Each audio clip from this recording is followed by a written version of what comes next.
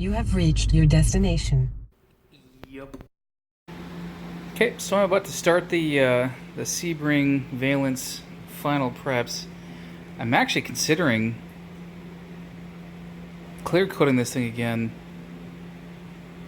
I just might do that. I'm gonna line the openings here, this one and this one, but not, well, maybe that one, who knows, with this. Bought this off of Amazon from a company out of Indiana, and it's just, it's what you see. It's kind of chrome stuff. What do they call this stuff? Chrome stuff in a bag. Yep. So I've got a couple of these, and I'm gonna, like I say, cut to shape. This is the bottom, so I'll put the seam probably at the bottom, and I've got some stainless steel mesh that I'm gonna use to put behind this and my grill, so it matches. So yeah. All right. So a while back on eBay, I bought a length of, I think it's 5mm stainless steel mesh. There's my template for my my Sebring holes, my air intake.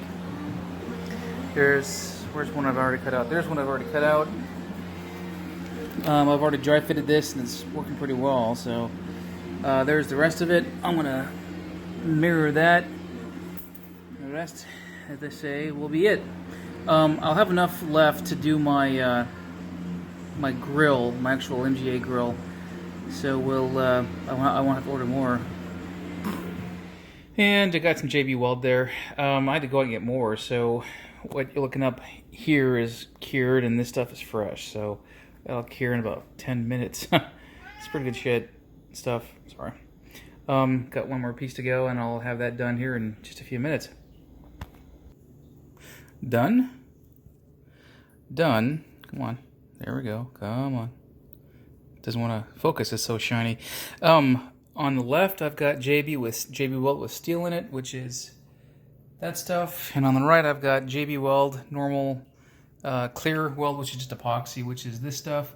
This stuff advertises a higher PSI rating for its glue. And there you go. I'm going to turn it over for the big reveal. And here's the big reveal. It's upside down because it's not steady or stable if I don't put it upside down, but not bad. I've got, so I still have this stuff out. This is from last night, but this stuff comes with a little bead of glue that hardens. And as I was compressing the this stuff, you can see that it seeped out a little bit. So once all that dries, I'll clean that up. That will not be tough. Some of these wrinkles I can smooth out with my little roller thing. There's the seam. Yeah, you're not going to see that once it's upside down. Same thing here, a little bit of wrinkles to take out. Easy. Not bad at all.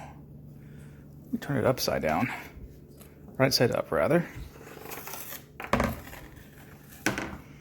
So here's what you're going to see from a distance. Not bad. Yep, I'm not displeased. Well, got a little bit of misshaping there. Yeah, that's easy to fix. And there. Sweet.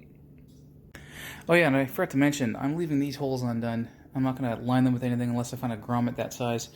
These suckers are where the bumper posts are going to be poking out.